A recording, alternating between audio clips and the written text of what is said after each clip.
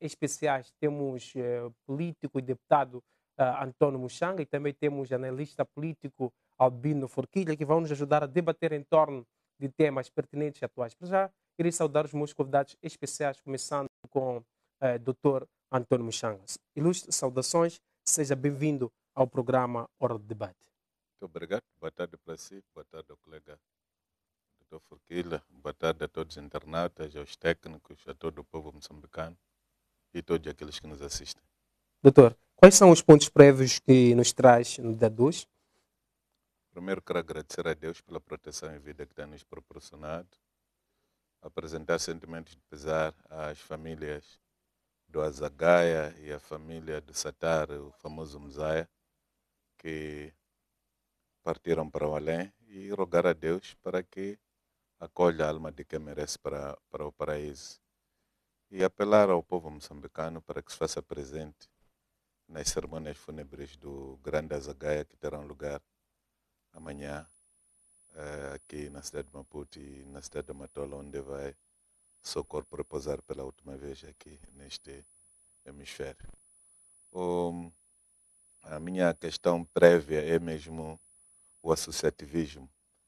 Queria destacar muito isto, vi muita solidariedade pela parte de muita gente da sociedade civil e de políticos e outras pessoas de boa fé, de boa vontade, que juntaram-se a este momento triste para a família do Azagaia, incluindo a família do Mzai. Queria aproveitar esta ocasião para agradecer todos aqueles que fizeram isso de coração aberto e apelar que continuem e não façam só para isso, mas continuem a dar todos aqueles que merecem esta glória quando chega o dia da partida deste mundo. Muito obrigado. Obrigado, Dr. António Muxanga. Passo agora para o ilustre Albino Forquilha. Doutor, saudações, seja bem-vindo ao programa Hora de Debate. Também pode nos trazer os seus pontos prévios. Muito obrigado. Primeiro quero saudar ao meu colega do painel, Dr. Muxanga, há bom tempo, e também saudar a si e todos quantos nos acompanham. As minhas primeiras palavras também são de sentimentos pela perda que tivemos, que o país teve, não só as famílias, mas também a sociedade em si, dada toda uma contribuição que os perecidos, neste caso o Azagaia e o Musaia, davam através da sua arte ao nosso país. E são perdas, quanto a mim, bastante precoces. De facto, a luta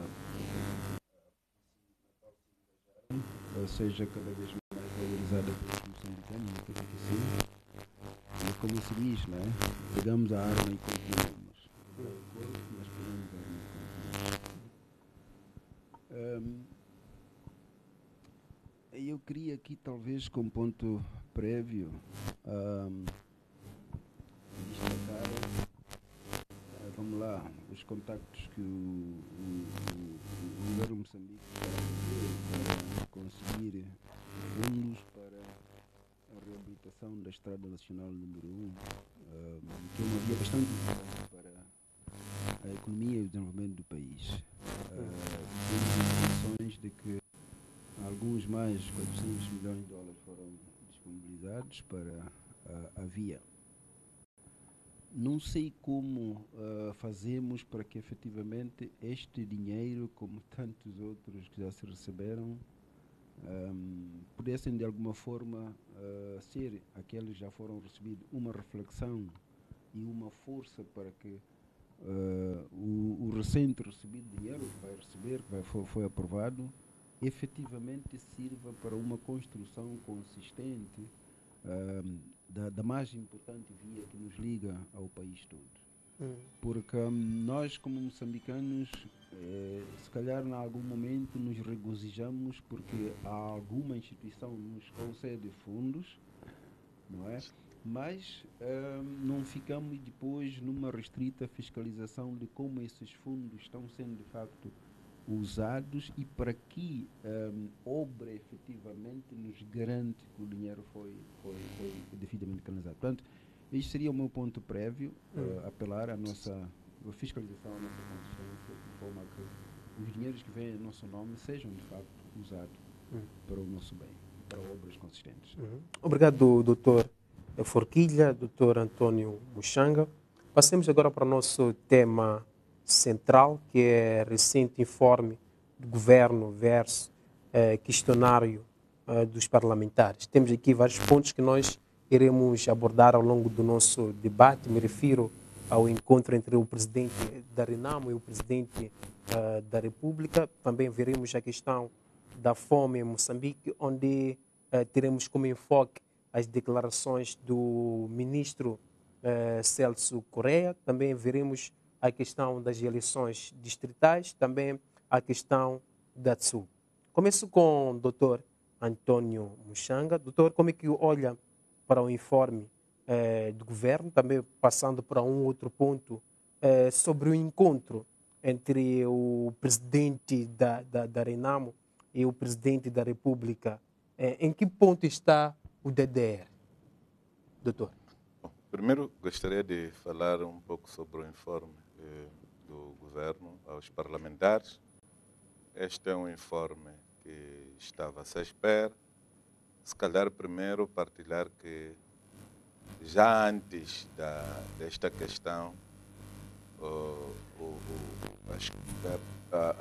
a primeira, segunda e quarta comissões tiveram a oportunidade no dia 20 de fevereiro de sentar com o governo para dar esclarecimento sobre a forma como a tabela salarial única era implementada, porque todos nós ficamos surpreendidos com os decretos do dia 17 de janeiro de 2023, que claramente contrariavam tudo aquilo que tem sido o espírito da lei aprovada.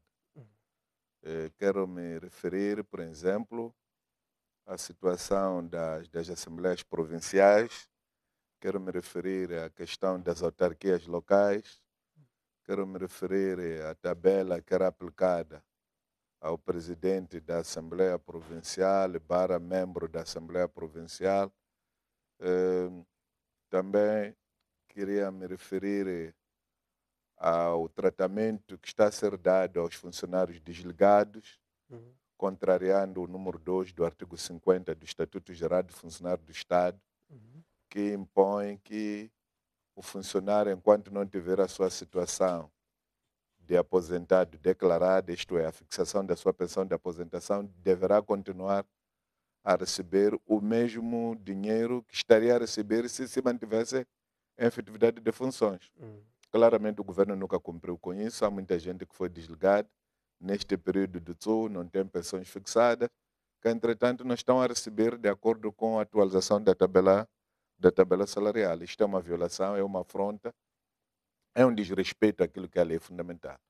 A mesma coisa, tendo em conta que o direito ao vencimento é uma questão de lei fundamental, uma questão de direito fundamental previsto e defendido pela própria Constituição da República de Moçambique. A mesma questão estamos a encontrar nos municípios, onde os municípios, as pessoas que estão nos municípios também são servidores públicos. Lamentavelmente não estão-se a beneficiar desta nova tabela salarial única e não há clareza sobre o que é que está-se a fazer. O governo tenta dizer que os municípios são regulados por uma determinada lei. Mas essa lei de que o governo está a falar é uma lei muito antiga. A lei do TSU é clara, diz que revoga-se todas as leis que contrariam a lei do TSU. Sendo esta lei do TSU uma nova lei, independente de existir ou não uma lei específica sobre as remunerações dos membros das assembleias municipais, dos funcionários municipais, os presidentes e vereadores, não é aplicável. O que tem de se aplicar é o TSU, porque é a tabela salarial do servidor público. Na República de Moçambique, o ponto de referência para qualquer vencimento é o chefe do Estado, é o presidente da República. Para o setor empresarial do Estado, na administração direta e na administração indireta do Estado. Então não pode existir aqui no meio uma outra entidade que vai servir de referência. Portanto, esta tentativa de fuga para frente que o governo está a tentar fazer é uma manobra dilatória que visa apenas enganar os distraídos. E nós não nos deixamos enganar por isso. Por isso exigimos que o governo se conforme com a lei, encontre fórmulas de remunerar as pessoas que são servidores públicos de acordo com aquilo que a lei impõe. Houve esta conversa, o governo não foi feliz nas conversas do dia 20. Pedimos que o governo fosse fazer as propostas, as respostas por escrito. Até hoje, o governo ainda não conseguiu trazer as respostas por escrito. Houve esta situação do mesmo assunto ser levantado em sede de pedido de informação. Conforme se viu, o governo teve grandes dificuldades para poder responder. Até o próprio doutor Maleani, que foi o pai ou mãe do Tsu, já aparenta que não percebe algumas coisas. Por isso, nós queremos insistir que o governo tem de se conformar com a lei, o governo tem de perceber que a lei, seja ela dura ou complicada, o seu cumprimento é obrigatório. E assistimos também algumas respostas aí sobre as cheias. Foi o que se viu, o governo tentou falar do que falou, mas há uma pergunta muito simples, quando foi colocada a questão de qual é o apoio que o governo deu às famílias que perderam seus entes queridos por causa das cheias. Ficou claro que o governo apenas só foi fazer estatística. Foi contar mais um cadáver para juntar as suas estatísticas para pedir apoio na comunidade internacional. Não há nada, claramente, que foi feito por este governo para ajudar as pessoas. A outra questão que ficou visível é que o governo só sabe dizer às pessoas para ir aos locais seguros. Mas esse local seguro é aonde? Por exemplo, agora está a acontecer a mesma coisa em Quelimane. Estão a mandar as pessoas para as escolas, mas estas escolas já nem têm teto. Quer dizer, só se diz, vão para a escola. Qual escola? Então, isto é muito complicado. Está a demonstrar que há uma grande irresponsabilidade, se não efetivamente dizer mesmo que estamos a caminhar para um Estado, um desgoverno total, um Estado falhado, o que efetivamente poderia ser evitado. Quanto à questão da conversa que o presidente Sufo Mamadi teve com o presidente da República, bom, é uma conversa que claramente só se deu um cheirinho. Nós não temos o aprofundamento das questões. Esperamos que o momento real vão nos dar os detalhes. Mas mais do que os detalhes, a experiência que eu tenho de tudo que o presidente Nhosi tem prometido, eu espero para ver. Porque ele já andou a enganar muito. Por várias vezes prometeu coisas que nunca fez. Na boca dele, este DDR terminou já no ano passado, antepassado, segundo o calendário que ele tinha feito. Depois, à medida que vamos andando, vai arranjar subterfúgios, inventa isto, inventa aquilo, inventa cada história.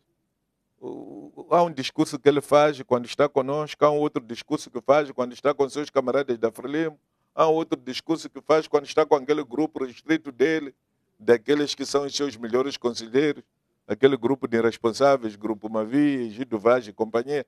A gente já não percebe bem o que é que efetivamente, com que linha estamos nos acusando. Se é com linha preta, se é de algodão ou é de seda, é linha azul e vermelha. Não estamos a perceber. Portanto, eu espero ver a pensão dos guerreiros da RNAM a ser paga e a ser aprovada por lei, porque a Constituição da República indica claramente a questão das pensões tem de ser resolvida em sede de lei e não num decreto. O decreto não é seguro, porque o próprio presidente da República demonstrou isso.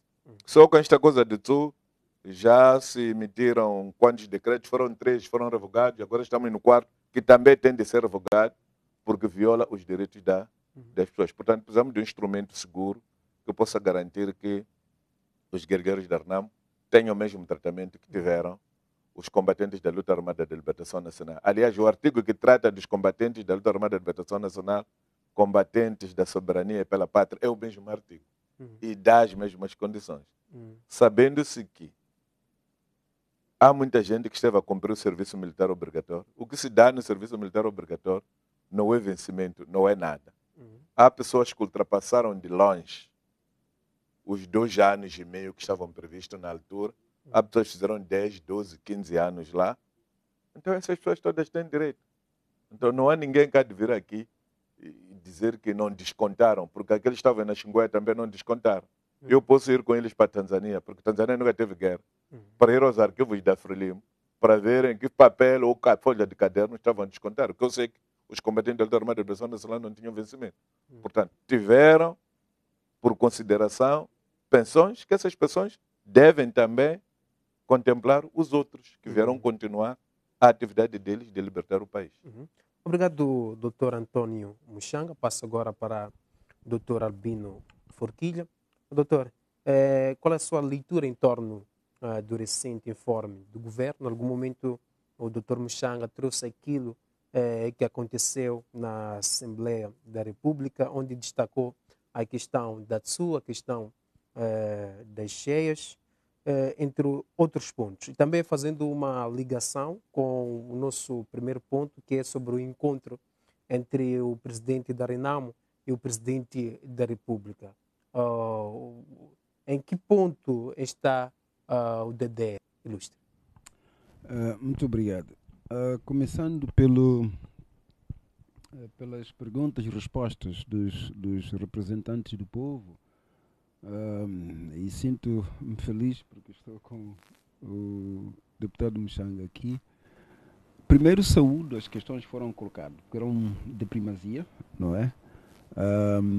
Estamos a sair, ou ainda estamos numa fase, portanto, de inundações no nosso país, que criaram grandes problemas moçambicanos, e não haveria outra questão a colocar senão, de facto, este assunto. Mas eu não estava à espera, digamos, uma resposta que fosse tão certa ou assertiva da parte do governo de Moçambique, porque se houvesse alguma resposta correta na parte do governo de Moçambique, então esta mesmo teria sido dada por atos no processo, portanto, de salvamento e de prevenção.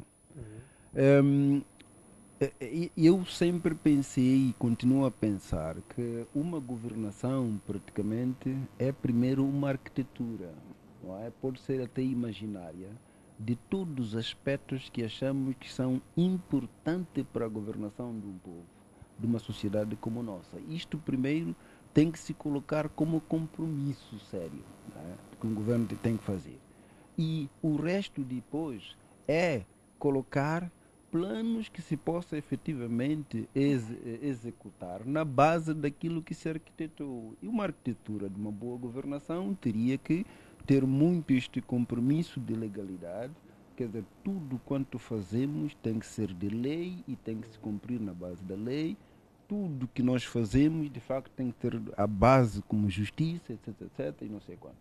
E não consegue se perceber no nosso país que depois de muitos anos em que somos ciclicamente assolados pelo mesmo problema, ou, portanto, estiagem, porque são, sei lá, inundações, porque são ciclones, etc, etc, o nosso país não tem efetivamente, ao longo dessas governações, algum programa diretor, não é, que obrigue a que todo o governante que vier, portanto, a dirigir este país tenha que cumprir, portanto, aquilo que se estabeleceu, e todos nós possamos ver que, apesar deste governo, durante 5 anos, não ter completado, mas fez uma parte, e o outro tem que, de facto, continuar com a obra. Para que cheguemos a uma fase em que digamos, olha, na verdade, esta obra aqui foi feita na base da resposta que se procurava à resiliência, aos problemas, portanto, ciclônicos, etc, etc.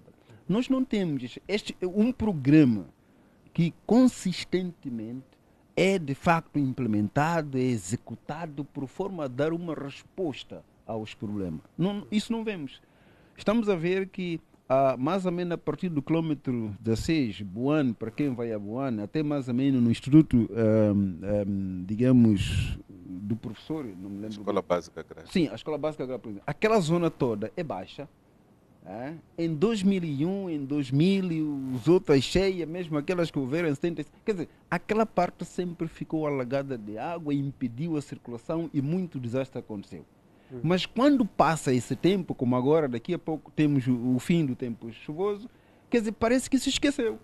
Não há depois algum segmento de que, olha, o nosso país anualmente vai ter esses problemas, se não é anualmente, mas sempre assim que temos esses problemas. Então, o programa que estamos a colocar agora para resolver que pelo menos questões de inundação não venham a afetar, pelo menos descarga das águas não venha a afetar a circulação às pessoas, o que estamos a fazer é isto. Isso não existe. Isto é que seria a prevenção, não é? Mesmo que depois aconteça um desastre, porque nós não podemos conseguir medir a magnitude desses desastres naturais, mas o povo estará a dizer que, olha, o que aconteceu, a morte de 2 pessoas, foi graças também ao trabalho de produção que se fez, porque senão teríamos 100 pessoas aqui a morrer. O povo vai se convencer nisso, se houver programas, claro, que estão a acontecer. E isso não está a acontecer no nosso país. Parece que é moda estar sempre a pedir socorro por um dinheiro para comprar carros, aí não sei, porque é muito fácil roubar este dinheiro, em nome, portanto, do sofrimento do povo. Portanto, eu não dou nenhuma crença a este governo neste campo, sobretudo, de prevenção de calamidades naturais. Não há nada que seja acontecer. Porque aqui temos que separar 2 coisas. Há inundações como estas que aconteceram, que até mesmo por força, digamos, de um desastre da mão humana, em que às tantas horas eu vou descarregar os comportas de uma barragem, com consciência clara de que vamos lá, as ujantes, está muita gente que vai ser afetada na madrugada, não é? Isto não é calamidade natural, não é? Isso é calamidade humana.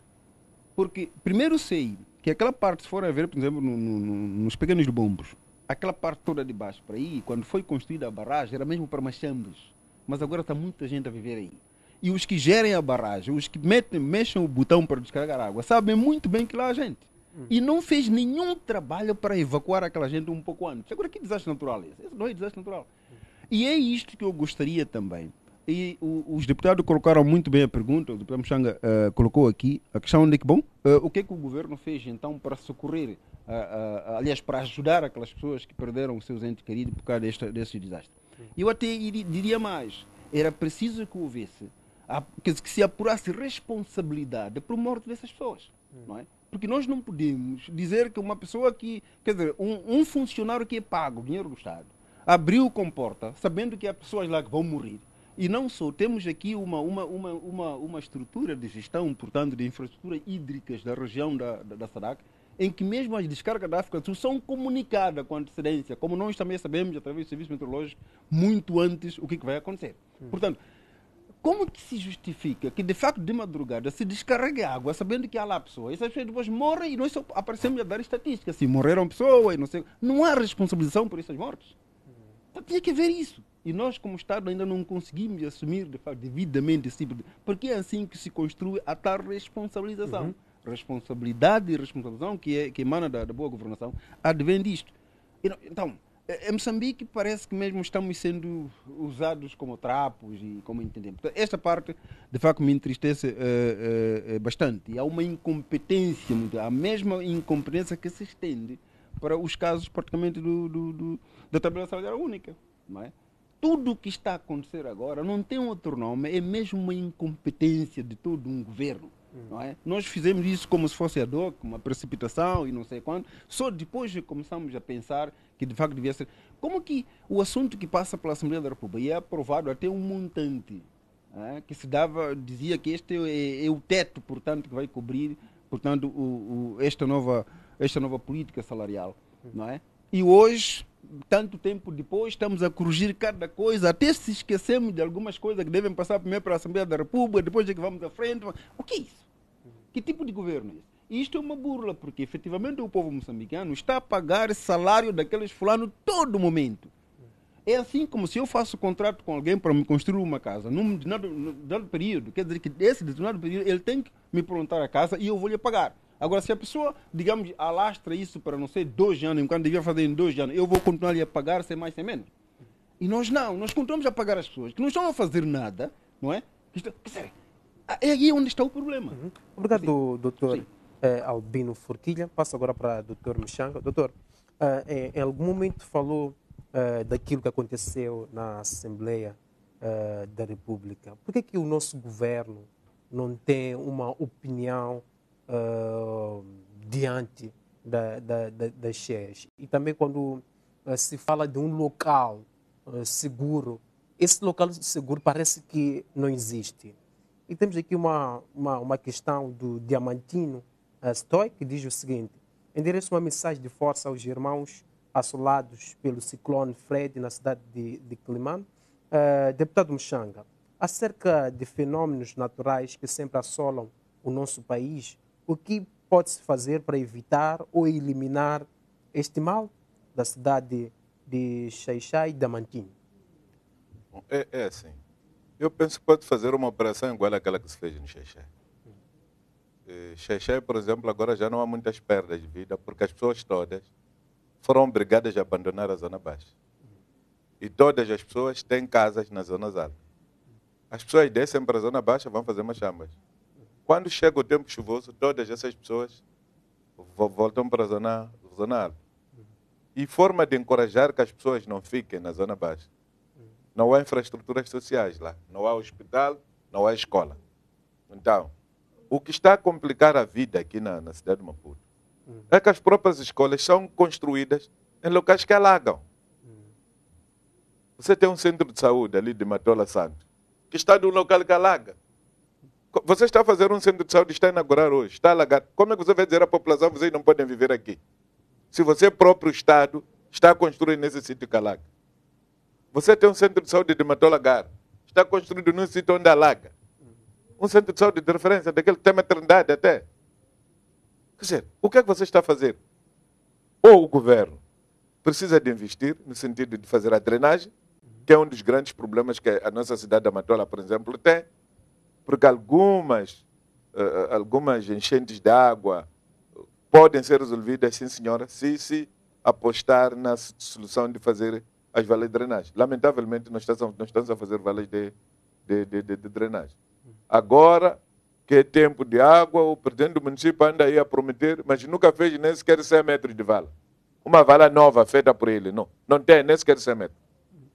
Eu acho que se cada presidente do município que entra fizesse por ano pelo menos 1 quilômetro de vala de drenagem, pelo menos naquela situação da liberdade estava minimamente resolvida. Aquela questão de bunhiça estava minimamente resolvida. Aquela questão de Kobe estava minimamente resolvida. Por quê? Porque aquela água que enche em Kobe é água que não tem saída cá na zona do Mulumar. Se esta zona cá estivesse bem, não haveria condições de água se acumular tanto até fazer aquela vergonha que nós estamos a assistir em Kobe. E tem graça que você andar pela estrada a cair a chuva até mostra onde quer ir. A chuva até mostra onde quer ir. Nós estamos a fazer estradas que não tem drenagem. O que é que estamos a fazer? É brincar com dinheiro. Porque logo que cair a primeira grande chuva, a estrada vai roer. Fecha agora aquela estrada de Beira em Shop. Aquilo é uma vergonha. Estão a meter pedra no sítio onde a água cortou. Se a água cortou, é porque precisa de ponte ali. Está a facilitar. É deixar a água baixar, cortar ali e fazer ponte. Foi assim como se resolveu o problema de Xai-Xai. Aquela baixa de Escumbane. Xai-Xai agora já não tem muito perigo de água que galga a estrada. Por quê? Porque os japoneses recomendaram, deixem aquilo secar. E foram marcar todas as zonas onde a água anda. Aumentaram o número de pontes naquela baixa. E a partir daí, o problema ficou minimamente resolvido. Nós ainda estamos a carregar pedra para entulhar, para... Não é assim. Não é assim como as coisas são feitas. Então, nós temos problemas, efetivamente, da arquitetura, conforme dizia aqui o Dr. Furquet. Nós temos tantos engenheiros de papel que de engenharia não tem nada na cabeça. Nós temos tantos planificadores de urbanização que de pensamento não tem nada na cabeça. Não faz sentido que aquela baixa de Boane, efetivamente, tenha casas a serem construídas, quando desde 77 sabe-se que aquela zona inunda. E quem é esse que está a parcelar aqueles terrenos? Você chega lá de apanhar lá, tem chefe de bloco, tem chefe de quarteirão, tem secretário do bairro. Como é que você tem um secretário do bairro numa zona imprópria onde não deve habitar pessoas? Você está a criar uma estrutura para governar que é para governar pessoas. Porque o chefe de bloco não está para governar sapos, nem sei lá o que é. Então, este é problema mesmo do próprio governo. Há muitas deficiências. Então, enquanto nós continuarmos assim, não poderemos chegar onde nós pretendemos e teremos sempre este problema do povo a sofrer. Efetivamente, o melhor medicamento para corrigir isso é responsabilizar os dirigentes. Se algum dirigente qualquer dia fosse à cadeia por causa de tomar decisões que depois não resultem, criem danos às pessoas, acho que muita gente já estaria na linha. Na Turquia agora, mais de 100 engenheiros estão presos por causa de terremoto, porque depois foi-se avaliar e verificou-se o material usado não é o material recomendado. As pessoas estão presas. Alguns vão apanhar tiro, alguns vão perder orelhas, alguns vão ser cortados os braços. Sim. Por quê? Porque faltaram, mafiaram. E a coisa está de armar. Então, nós precisamos de arranjar grandes remédios para curar as grandes feridas que o nosso país está a ter. Doutor, e a questão da TSU é um erro intencional ou é uma sabotagem? Não, eu acho que não há ninguém que se meteu para sabotar nada. A questão foi a seguinte: onde foram copiar esta coisa de TSU, não estudaram os pormenores. Eu acho que o governo deveria ter mandado pessoas para não irem copiar, mas para irem estudar os pormenores. Como é que isto é feito e tendo em conta as vicissitudes de cada país. Nós tínhamos um país onde as pessoas só de subsídios chegavam a receber 150%. Se você for a somar aquilo que algumas pessoas recebiam, chegavam a ganhar 150% só de subsídios. O grande problema que está a haver agora, qual é que é? É que a pessoa, por exemplo, tinha 100 mil meticais como vencimento dele, hipoteticamente. Falo de 100 mil meticais por quê? Por causa do RPS. Porque o que está a criar problemas maiores agora é o RPS. Se eu fosse a 10 mil meticais, não poderia conseguir traduzir e as pessoas entenderam o que eu estou a dizer. Por quê? Porque aqueles que recebem abaixo de 30 mil não são debitados de RPS. Então eu tenho que encontrar um número que me facilite acima dos 30 mil meticais. Então você tem 100 mil meticais e tem que entregar 32%. Significa que você vai entregar 32 mil meticais e ficas com 68. É nesse mesmo 68, nesses 100 mil meticais, onde se deduz os outros impostos, assistência médica, medicamentosa, o subsídio do funeral, e outros deveres que você tem de comparticipar. E você tem 150 mil que vêm cheios, não eram debitados. O problema começa aqui. O que é que o governo fez? O governo disse, ok, você tem 150 mil de subsídios, traga lá os teus subsídios, vou juntar com o teu vencimento, você fica a receber 250 mil. Sim, senhor. Então o governo debita 32% de 150 mil. Logo, vais perder 32 mil nos 100, mais 32 mil nos primeiros 100, mais 16 mil nos 50. Então são 32 mais 32 dá 64, mais 16, 64, 70, são 80 mil meticais que vão embora. É exatamente isto que era barulho. A pessoa que estava habituada a entregar 32, agora entrega 80 mil meticais. Então tem uma diferença de 48 mil meticais. Este é o primeiro barulho que existe. O segundo barulho que existe é porque o governo não preparou os qualificadores. Antes da entrada em vigor do TSU, naquele período compreendido entre a aprovação da lei e a publicação e a entrada em vigor, deveriam ter resolvido o problema dos classificadores.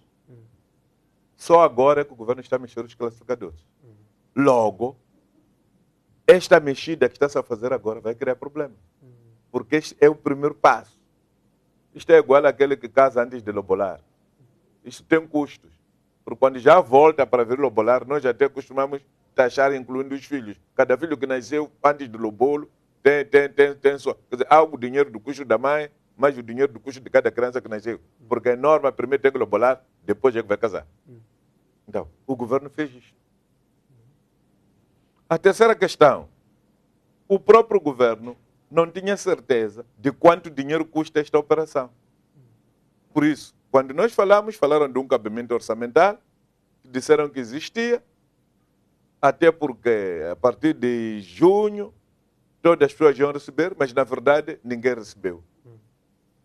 Estamos a ter problemas agora dos funcionários municipais, por exemplo, os coveiros, que também recebem o salário mínimo, que não foram aumentados. E muitos tantos outros. Agora, afinal de contas, quando nós definimos o que é servidor público, dissemos o quê? Vais para a definição do que é servidor público, has de apanhar lá o funcionário municipal, o membro da Assembleia Municipal, o membro da Assembleia Provincial, o membro das Forças Armadas, o membro das Forças Paramilitares. Mas agora, quando já estamos a materializar, porque não temos capacidade, estamos a começar a discriminar. Quer dizer, isto aqui é aquele problema de uma casa onde não há caril suficiente. Então se diz que, ok, este caril aqui fica para os homens, as mulheres e as crianças não têm direito. Está a ver? Mas é uma regra, essa é a regra de gerir uma casa. Se é dia de matzau, todos nós temos que comer matzau. Se é dia de cacana, todos nós temos que comer cacana. Não pode haver carne para o pai e para a mãe e as crianças estarem a comer verduras. Então é mais ou menos isto que o governo criou e que não está a conseguir gerir. E há uma outra questão que ainda está por vir. Qual é, doutor? É das rendas de casa. Porque as rendas de casa eram pagas em função do vencimento. Então, aquele que recebia 100 mil meticais, se dizia tem subsídio de renda de casa de 25%, significa que ele recebia 25 mil meticais de subsídio de renda de casa. Agora que o Estado juntou os subsídios mais o vencimento, ele está a receber 250 mil. O Estado tem de lhe dar subsídio de renda de casa correspondente a 25% de 250 mil. Não sei se o governo está preparado para isso. Não fizeram essas matemáticas todas, não fizeram esses cálculos todos. Vieram a correr, o Presidente da República andou a publicitar aquilo no dia da função pública como uma grande conquista dele, quando efetivamente era uma mão cheia de nada. E agora estamos a enfrentar os problemas que estamos a enfrentar. Lamento, sinceramente, que por causa desta desordem, nem as Forças Armadas, nem as forças da polícia estão a escapar, incluindo as pessoas que estão na zona de fogo, na linha da frente. Ainda não receberam os militares, ainda não receberam os polícias, estão a combater. Isso é muito complicado. O último vencimento que as pessoas receberam foi no dia 25 de janeiro. Hoje é dia 13. Passam 15 dias a saber-se que os moçambicanos, só aquilo que recebem, eles não conseguem completar um mês. Sempre há déficit de 5, 6 dias que vive-se desarrasca. Agora as pessoas já estão a completar 20 dias a desarrascarem para poderem viver. Incluindo a senhora do mercado que te dava tomate a crédito. Agora já começou a negar. Porque está a ver que você senão nunca vai pagar. Então este é um problema grande e grave que este governo arranjou com o povo moçambicano. Obrigado, doutor Antônio Muxanga. Doutor Albino Forquilha, temos aqui uma mensagem do José Umba. Diz o seguinte: o que podemos fazer para conter a falta de responsabilidade do Instituto de Gestão de Desastres, quando devia apoiar as pessoas que sofrem pelas cheias? Também respondendo a outra questão sobre a ATSU, a ATSU não melhorou o salário básico na função pública, doutor? Muito obrigado. Bom, para a primeira pergunta, parece que o que estávamos a dizer aqui que se o governo não planifica efetivamente esse aspecto de prevenção, não é? Vamos esperar sempre ter efetivamente desastres na sua plenitude. Nós não vamos conseguir fazer, se calhar, muita coisa quando se trata de ciclones, né? Mas quando se trata, portanto, de cheias, inundações, etc., há muita coisa que se pode fazer e isto tem que ser posto, tem que ser colocado em prática ao longo da governação por forma a cada um sinta que efetivamente algo está sendo feito para prevenir o que pode vir. Não, isto não está a acontecer no sentido lato da coisa. Portanto, eu penso que estas coisas não são... quer dizer, a democracia é que podia dar uma resposta correta à pergunta dele, que regularmente, quando há eleições, devem aparecer outros pensamentos, não é? Esses pensamentos também vão criar espaço para planificações e execuções governativas. Se a democracia estivesse a funcionar corretamente, se calhar este grande peso não se notaria, porque cada um teria consciência de que eu estou a concorrer para uma governação e conheço os problemas deste país e sei mais ou menos qual é a solução que vou propor. Mas quando as democracias são ciclicamente também negadas, não é? E os que lutam para se manterem no poder não trazem soluções para os problemas da população, bom, aí não sei, penso que só pode gerar mais conflitos e conflitos. Esta, se calhar, é a resposta que aqui possa dar. E com relação, por exemplo, a Tsu, como estávamos aqui a falar, e o deputado Mushanga domina bem esta matéria, repara que quando eu falava mais ou menos de toda uma arquitetura, toda uma planificação, o governo de Moçambique anunciou esta nova tabela salarial numa altura em que o povo moçambicano estava ali pronto para uma greve contra o custo de vida. Não é? Alguns dias antes, 2 dias, 1 dia antes, anunciou-se esta tabela salarial única, à expressa, talvez no entendimento de que estava a resolver o problema do povo moçambicano. Porque o presidente Inúcio às vezes nem consegue perceber que estamos aqui a falar de cerca de 400 ou 300 mil funcionários públicos, e isso não é nem se calhar 30% dos moçambicanos são. Não é? Mas correu-se colocar isto como se estivesse a trazer uma solução. E nesta corrida não se fez o trabalho que competia o governo fazer, que é efetivamente fazer todas as contas, todas as contas, incluindo esta questão de saber que tipo de campos de conflito existiriam neste processo da gestão do Sul. Quando dissemos aqui que há uma incompetência, é porque todos os aspectos, alguns sensíveis relacionados a esta questão, não foram postos em prática, ou seja, não foram refletidos antes para esta toda uma planificação. Não se pode trazer, digamos, uma proposta para aprovação do teto salarial, que esta proposta, portanto, de nova política iria precisar, não se pode trazer para o Parlamento sem se fazer as contas taxativamente concretas de quanto isso iria custar. Então não se pode, quer dizer, aprovar um pacote para depois de 2 dias descobrir que não. Há tantos grupos aqui que não estão dentro do processo. Então você é funcionário público, é técnico, você é político, você é governante, então fazer o quê? Vocês têm salário todos os meses e não estão a fazer o trabalho que vos compete fazer. Isto é que se chama incompetência, na palavra correta. Portanto, isto não foi feito. O governo, nestes meses que estão aqui, é que está a descobrir que muita coisa não tinha visto, não é? Não tinha visto, não tinha feito, e agora é que na prática está a aparecer, tem que ser resolvido.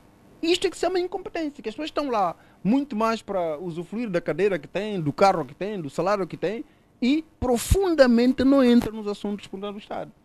Portanto, aqui, eu penso que, quer dizer, se estivéssemos em países digamos, mais sérios, era um governo como se demitir. Sim, demitir-se e ter que encontrar outras pessoas. Porque há muita gente que pode gerir, de facto, bem este país. Portanto, penso que aí onde se calhar podíamos encontrar só. Porque estamos a falar da TSU. E se repararmos para o país, nós não temos nenhum setor deste país que digamos que sim, isto aqui nos representa, nos valoriza como moçambicanos. Não temos.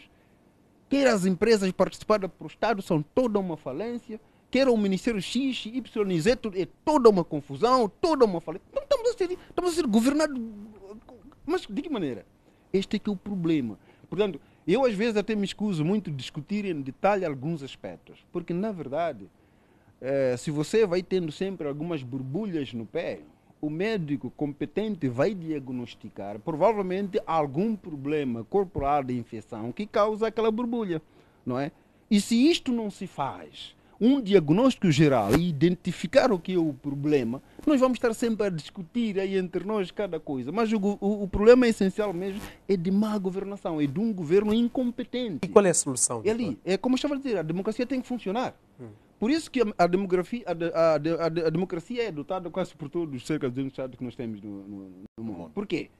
Porque ela permite que os moçambicanos, neste caso moçambicanos, entendendo que o nosso interesse supremo é ver coesão deste povo, é ver, portanto, uma harmonia neste povo, eu se dirigir o país e não conseguir resolver alguns problemas, cadê que os também tenham que entrar para colocar a sua ideia? Porque não sou o dono do país. Não sou o dono do país. Então, se nós continuamos a fazer mal o Estado, a empobrecer o Estado, mas ao mesmo tempo a fazer todo o malabarismo para que a gente continue no poder, então nós nos tornamos só ladrões. Este aqui é o aspecto. Mas há uma coisa que não respondi, que acho importante também na primeira pergunta, com relação ao encontro dos dois líderes. Olha, eu deposito sempre uma grande esperança, mesmo na altura quando existia o presidente Jacama, quando fosse para ter encontros com algum presidente da República, eu estava sempre atento, porque a Renamo, por exemplo, já não é um partido particular, não é? A Renamo é a liderança da oposição em Moçambique, e a Renamo como partido ela é representativa, ela representa os interesses de vários moçambicanos, não é? Os problemas que a Renamo vai ter afetam diretamente ou refletem diretamente na vida dos moçambicanos, porque aqueles que acreditam na Renamo é uma franja muito importante deste povo. Portanto, já não é um assunto particular. E como temos estado a assistir, toda uma desobediência, ou seja, o incumprimento dos acordos que vêm sendo assinados, reflete depois nos conflitos dentro do país. Portanto, eu espero sempre que os encontros que o Presidente da República tem estado a ter com o Presidente da Renamo, que para mim é uma extensão, é uma representação daquilo que o Jacama veio fazendo, sejam de facto aqueles que levantam os assuntos prementes, os assuntos importantes, não só que afetam a Renamo, que afeta a Renamo como partido, mas que afeta este povo moçambicano. E eu espero que o Presidente Ossufo, não é, esteja de facto a representar muito bem este papel, porque ele tem o mandato para fazer isso. E acredito também que tem coragem, porque algumas coisas são de coragem para fazer isso.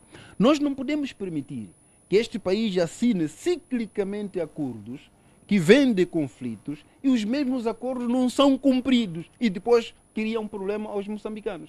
E eu fiquei de boca aberta, por acaso acompanho com interesse supremo estas matérias, que o Presidente da República tenha dito algum dia na televisão, a dizer que, olha, estas questões de pensões não tinham sido previstas no acordo. E nós agora estamos a encontrar forma para... Mas que acordo esse que foi assinado? Eu disse para mim mesmo, que acordo esse foi assinado? O que significa um DDR, afinal? DDR, logo a última palavra é reintegração. Reintegração em que... Como definiram este conceito de reintegração se não existir uma pensão para esses combatentes? Como que estes combatentes seriam diferentes dos outros que têm estatuto? E eu também sou disso. Quer dizer, dos outros que têm estatuto. Então, até comecei a dizer para mim mesmo, se é que aquele acordo foi assinado sem ter em conta praticamente esta reintegração dos combatentes, incluindo a sua pensão, então, se calhar, o Nhongo tinha muita razão na sua reclamação. Eu disse isso para mim. Se calhar tinha muita razão na sua reclamação. Se calhar tinha muita razão quando dizia que esse acordo é para enganar-nos. Porque não pode se justificar. Não se pode justificar se nós queremos, de facto, a paz. Uma coisa que veio de uma confiança, que esses sejam desmobilizados e fiquem tanto tempo nas suas zonas esquecidos, sem a pensão, sem nada. Então, afinal, o que fizemos? Portanto, eu penso que o Presidente da Renamo tem estado a vincar com isso, de facto, porque ele é o representante deste grupo todo, é o representante da justiça também moçambicana, fazer justiça a Renamo e fazer justiça ao povo moçambicano. Portanto, penso que isto é muito importante que se tome nota. Obrigado, doutor Forquilha. Passo agora para o doutor Antônio Mchanga. Doutor, ainda sobre o encontro, será que a Renamo pensa em se colidar com outros partidos nas próximas eleições?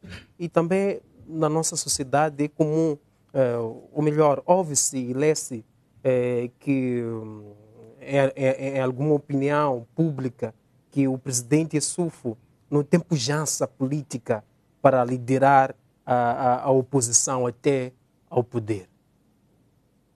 Bom, cada qual faz a sua leitura. Não sei por que o general Issoufou vai ser considerado como que não tem pujança. Mas independentemente da pujança ou não, a maioria dos membros da RNAM entenderam que o líder para eleger aquele. Agora, se ele não tem pujança, então vamos dar essa pujança a ele. Então, vamos encontrar luvas de bronze para o dar, para ele poder... porque essas coisas são assim. Agora, comentários de cada um, que cada um entende, isto é muito razoável, de tal sorte que até quem não sabe ler nem sabe escrever pode corrigir provas de um professor doutor, né? Portanto, não queria meter muito aí. Agora, em relação à coligação, não estou autorizado a falar disso, porque eu não sou órgão da RNAM, sou membro da RNAM. Eu podia ter minha opinião pessoal, que não é chamada aqui. Em tempo oportuno, em local próprio, poderei dar minha opinião sobre o que foram as nossas experiências das coligações, porque já passamos disso, e qual é o meu pensamento hoje. E pronto, e a partir daí vamos poder ver o que é que se pode fazer. Doutor, o que pensa sobre as eleições distritais? Há condições materiais e financeiras de acontecer? Quando me perguntam se há condições materiais, estou-me a recordar daquilo que dizia o Marcelo Caetano, quando se dizia que há um grupo em Moçambique que luta pela independência. Então ele dizia lá nas Nações Unidas que não há nada, aqueles não sabem nada, não estão capacitados para poderem se governar. E nós fomos para a África para pacificar. Então começou a contar aquela história do Ngungunyane. Não sei se sabe o que o Ngungunyane fazia. Há uma rivalidade grande, por exemplo, dos Mondlanes e os Ngunis, porque o Mondlane não é Nguni. De tal sorte que, porque queria se evidenciar Eduardo Mondlane e queria se evidenciar Ngungunyane, não se fala muito da história dos Penenyane. Penenyane é o guerreiro que lutou, enfrentou o Ngungunyane com Zagaias, lutou mesmo com o Ngungunyane. Até que o Ngungunyane teve que recuar e trazer Mandaus, comandantes Ndaus que vieram lhe permitir que ele dominasse esta zona. E a partir daí é assim que estão cá os Muxangas, os Machavas, os Chitoios, os Estevanes, muitas famílias Ndaus vieram nessa empreitada de Ngungunyane de vir ocupar, porque ele vinha já, entre aspas, como invasor, o que o avô dele não tinha conseguido fazer. E o avô dele veio ocupar isto pacificamente e os reis daqui continuavam, os Nguambas, os Nhacas, toda aquela gente. Então, o que é que está a acontecer efetivamente?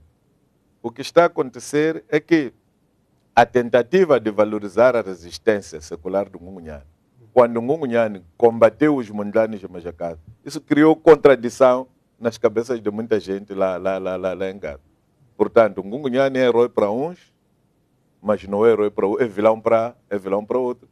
E há pessoas que gritaram, saudaram a prisão do Ngungunyane. Então os portugueses evocaram isso, que eles não querem entregar o país a lobos, porque o país seria invadido.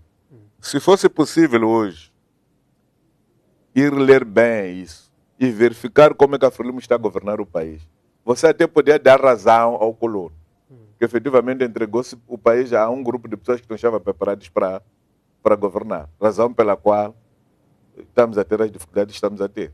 Mas há quem diz que não. As dificuldades que Moçambique está a enfrentar não são só de Moçambique.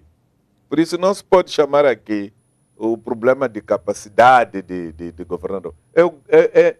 O discurso que a Frelimo está a usar hoje é o discurso que o colonialista usou para recusar dar independência a Moçambique.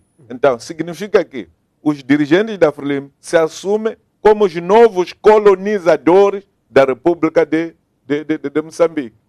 Então, os que estão a governar estão a colonizar. Por isso não querem entregar o poder ao próprio povo. E nós, na qualidade de representante do povo, vamos fazer tudo o que estiver ao nosso alcance. Há um acordo que foi assinado. está prevista lá a descentralização provincial, está prevista a descentralização distrital, nós temos que lutar por isso. E há mais. Se você for a ver o que é que está a acontecer, você vai pegar a Constituição da República de Moçambique, pega a lei da descentralização, verifica o que está previsto em relação à governação descentralizada provincial e verifica o que está a acontecer. Vai perceber que há uma tentativa de usurpar funções do governador para entregar ao secretário do Estado, através de decretos. O Nilson está a fazer isso. Chamamos de atenção em 2020, chamamos de atenção em 2021, disse que em 2022 ia depositar uma lei de divisão de competência. Essa lei, até hoje, nunca foi depositada e nunca mais vai chegar.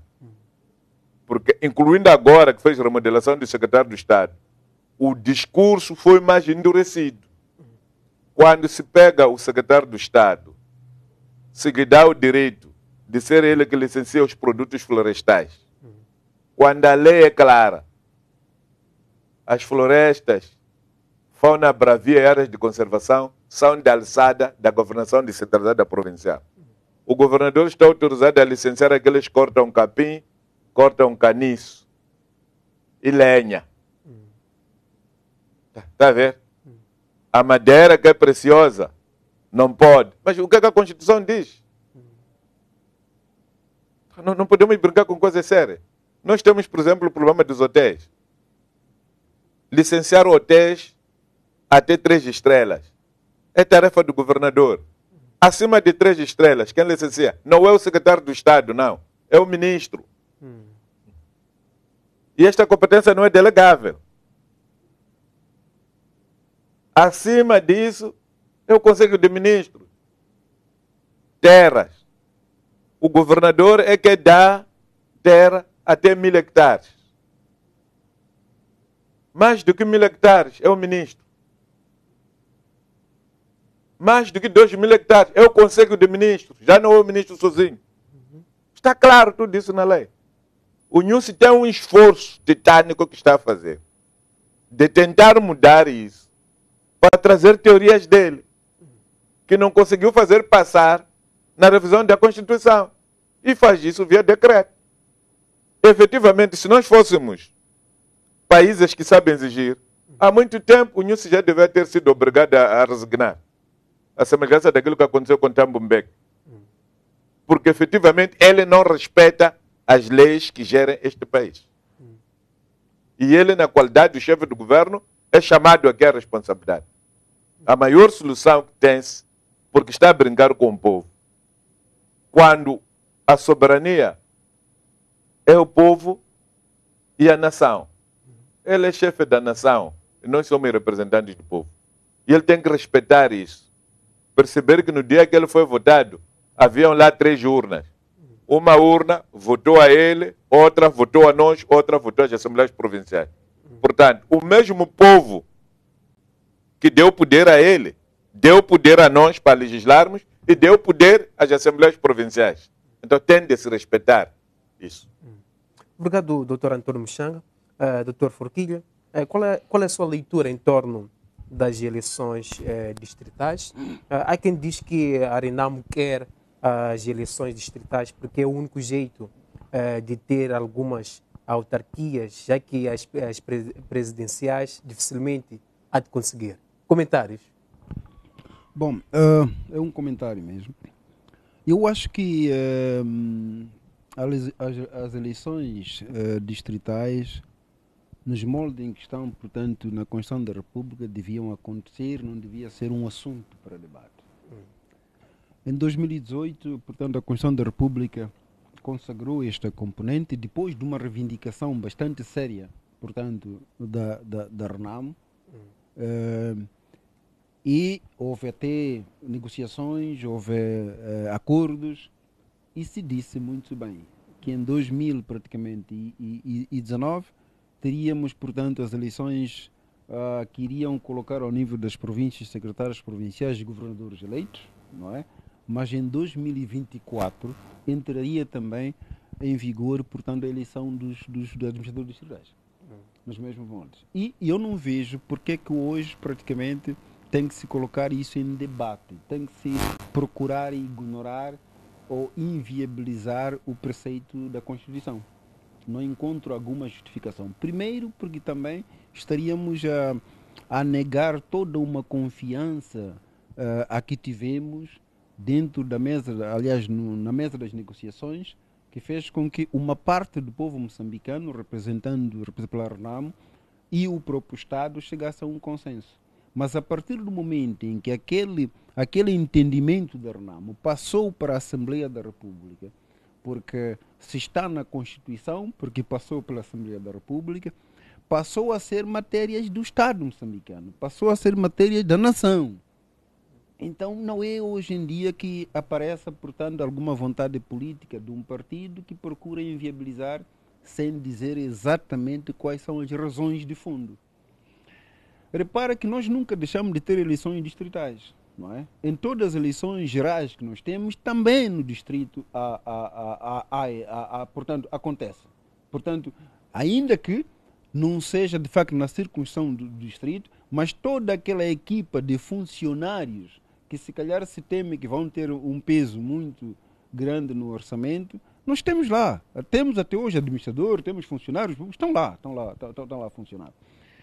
Outro aspecto que eu vejo é que, no meu entender, no meu conceito, mesmo que haja aqui sempre uma defesa do gradualismo, eu não consigo perceber se o que começa, para que nós tenhamos condições locais, o que começa é termos dinheiro para depois podermos colocar essas estruturas todas, ou é ter essas estruturas para que elas se preocupem com os meios que estão a faltar.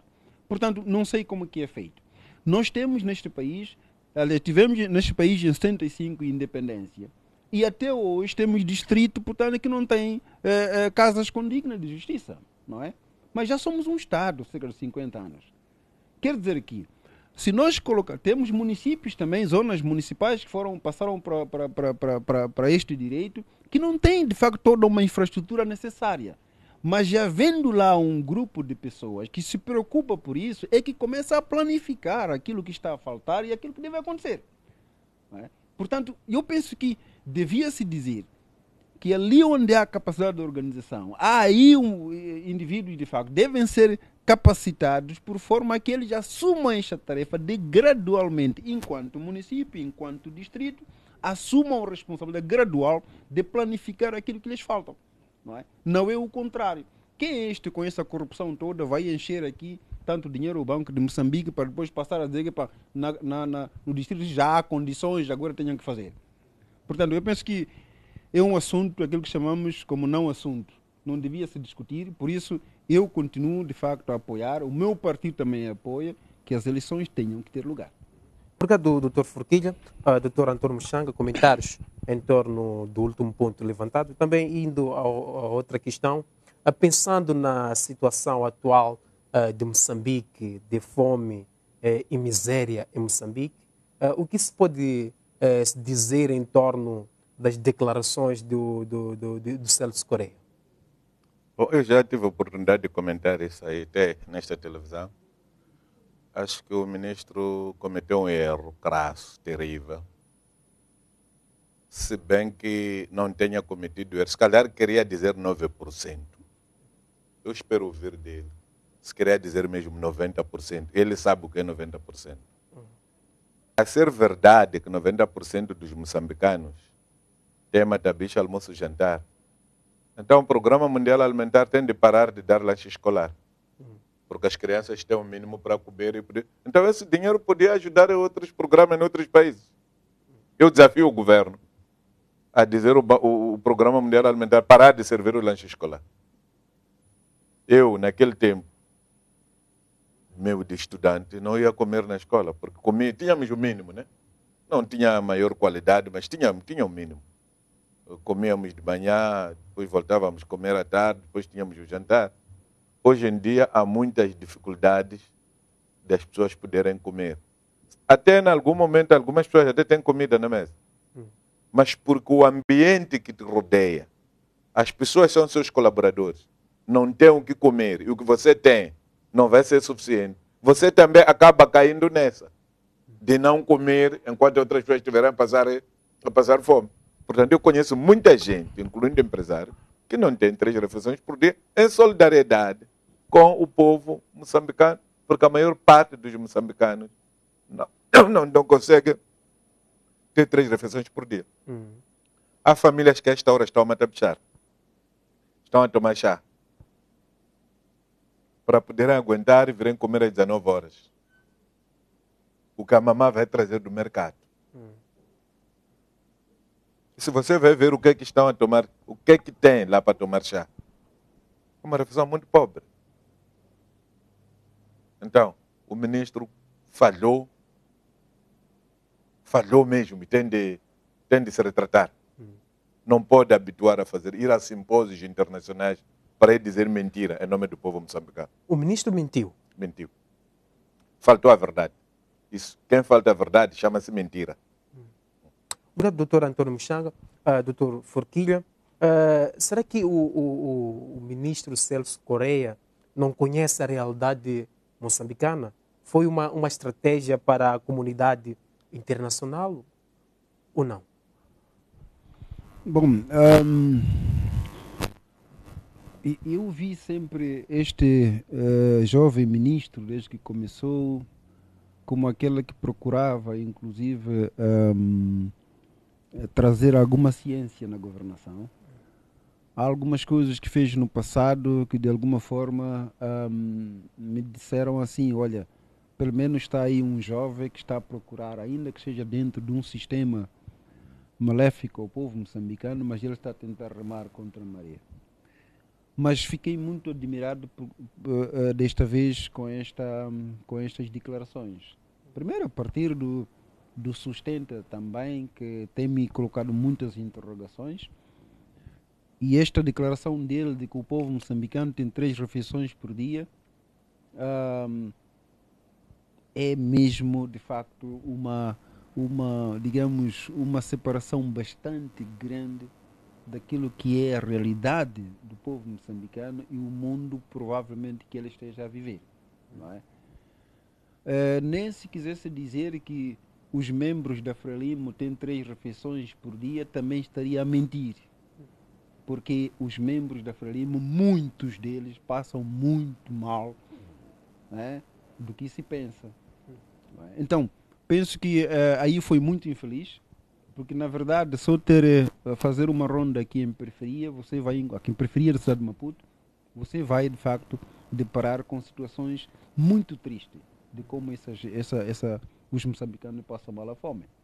Portanto, e eu fiquei feliz por saber que a oposição no Parlamento requereu, não é, que o ministro fosse lá explicar, e eu espero que a comissão permanente, né, aprove isso e ele tenha que se retratar. Mas também ouvi dele a dizer que, olha, no dia 15 iria apresentar praticamente algum relatório, não é, que espelha a verdade do que disse. Mas as 3 refeições do povo moçambicano não devem ser contas, não é? Não devem ser relatórios que ele aí escreveu. Devem se refletir a realidade. Se o relatório praticamente extrapola os números e diz que são 90%, enquanto a realidade prática da vida demonstra que 30% se calhar é que tem 3 refeições por dia, então esse relatório não é real. Não é? Ele, como da agricultura, anda neste país, sabe qual é a realidade que isso, e o meu colega do painel disse muito bem, nós temos tantas instituições aqui que estão no país a ajudar na componente alimentícia do povo moçambicano. Então, se calhar seria de facto a altura para declarar que não necessitamos dessas instituições todas, nem precisamos, se calhar, de ir pedir alimentos fora para poder dar a este povo. Portanto, é de facto uma mentira. Doutor, olhando para o tema 2, últimas considerações, uma mensagem para todos que estão a acompanhar o nosso programa. Olha, encorajar o vosso trabalho. E é a primeira vez que estou aqui, por isso que até acabei me perdendo até, depois já há 2 maçangos, não sei como é que são.